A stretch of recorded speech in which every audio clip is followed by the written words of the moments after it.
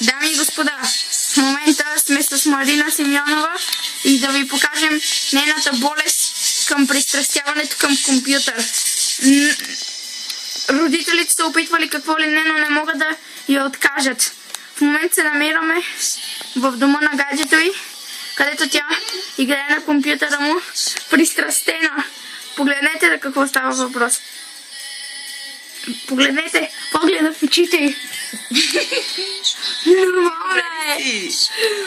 Да, аз съм добре. Не знам ти как си.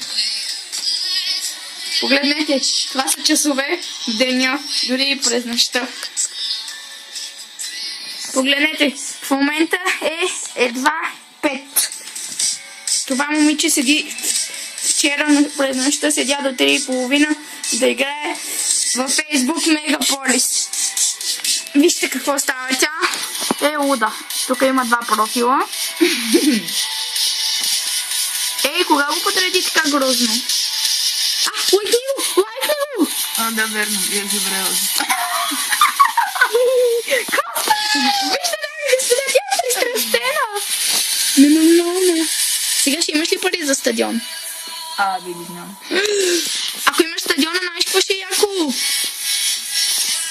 Ти си умна! Да, говори си камера. Говоря си, ти си ненормална. Аз съм умна. Вижте, тя е ненормална. Сега в момента се намира в нейния профил. Не, това е Милена. На Милена профила, която е ясно. И сега си чеква някакви парички от Мегаполис. Защо не ми излизат парите? Айде!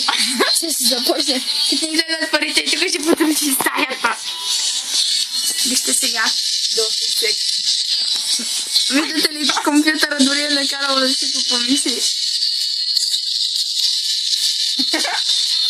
Стане нормално, дами и господа. Погледнете. Айде сега, ела тук да си ги изпратя. Леле. Тя е толкова откачена ли? Зарядно.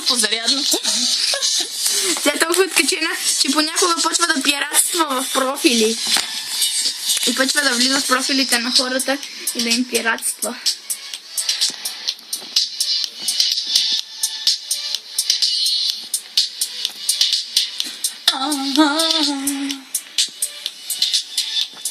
Ели така, източихме парите. Виждате ли, дами и господа? Пари точи от хората! Дори мене ме ограби.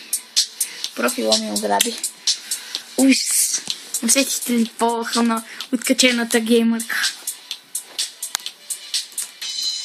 Сега продължаваме. Това клипче ще бъде в YouTube качено. Довиждане!